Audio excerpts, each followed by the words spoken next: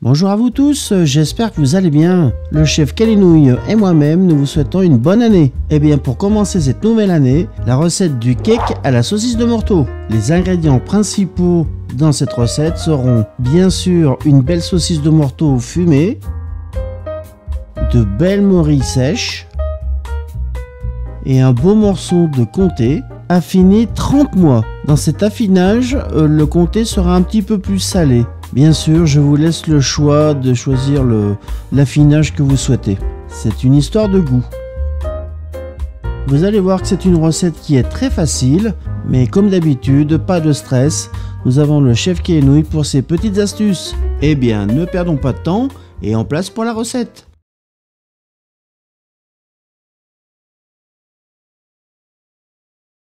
Alors commencez par prendre une belle saucisse de morteau fumée. Piquez-la à l'aide d'une fourchette pour libérer l'excès de gras dans la saucisse pendant la cuisson. Dans une casserole, ajoutez la saucisse, recouvrez-la d'eau et sans aucun assaisonnement. À feu vif, après ébullition, faites-la cuire 20 minutes. Coupez les extrémités.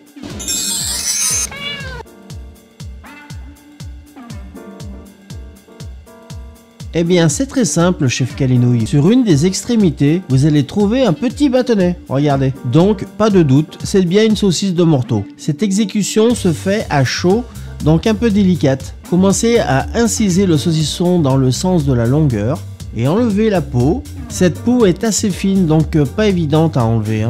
Attention de ne pas vous brûler. Tranchez-le, des rondelles à peu près de 10 mm, et puis coupez-les en forme de cube, à peu près 10 mm. Voilà, comme ceci, c'est parfait. Voilà, une fois tout tranché, réservez votre saucisson. Je prends quelques morilles sèches à réhydrater, bien sûr. Les morilles apporteront un bon goût à votre appareil à cake. Avec de l'eau froide, je réhydrate les morilles. Et puis je les laisse se réhydrater tranquillement 2 à 3 minutes. En attendant que les morilles reprennent leur forme initiale, je vais m'occuper du comté. Vous pouvez constater que c'est un vieux comté. On peut voir des petites taches blanches. Ne vous inquiétez pas, ce n'est pas de la moisissure. Il pourrait être un peu plus salé que d'habitude. Éliminez les croûtes, coupez des bâtonnets de 10 mm environ, et puis retournez vos bâtonnets pour les couper en petits cubes de 10 mm. Et puis réservez votre fromage. Voilà, revenons à nos morilles. Faites-les cuire 5 minutes après ébullition. Bien sûr, sans aucun assaisonnement. Après les 5 minutes de cuisson, égouttez-les. Regardez leur volume, elles ont doublé. Avant de les couper, vous pouvez aussi les laisser refroidir pour éviter de vous brûler. Je commence par les couper en lanières, comme ceci, et puis je les retourne et je les hache finement. Et puis vous pouvez les réserver.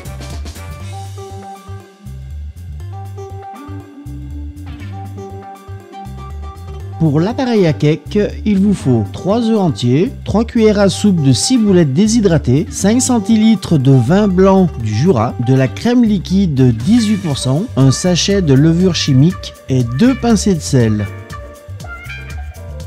Dans un saladier, ajoutez la farine, plus le sel, la ciboulette déshydratée. Vous pouvez prendre de la fraîche, pourquoi pas. Si vous le souhaitez, vous pouvez ajouter du poivre, quelques tours de moulin. Dans un premier temps, vous pouvez commencer à mélanger, à bien mélanger. Faites un petit puits, puis cassez vos œufs. Ajoutez la crème liquide. À l'aide d'un fouet, mélangez progressivement.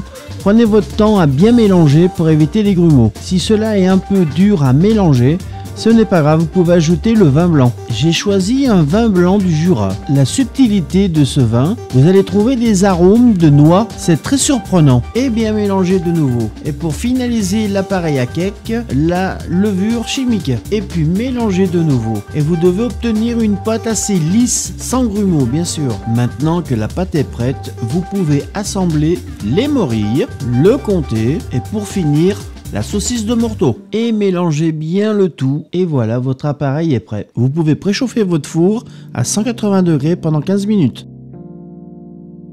Dans un moule à cake, chemisez votre plat, c'est-à-dire beurrez avec du beurre pommade, soyez généreux avec le beurre, n'hésitez pas, hein, et farinez et enlevez l'excès de la farine. Maintenant, versez votre appareil. Tassez et égalisez votre appareil à cake. Cuisson chaleur tournante pendant 35 à 45 minutes selon votre four.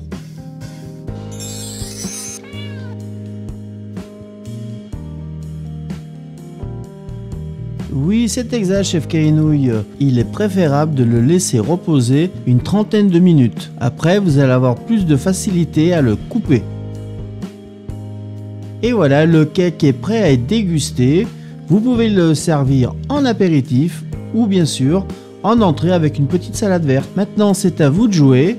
Bonne dégustation et je vous dis à très bientôt pour une prochaine recette. Allez, ciao, bye!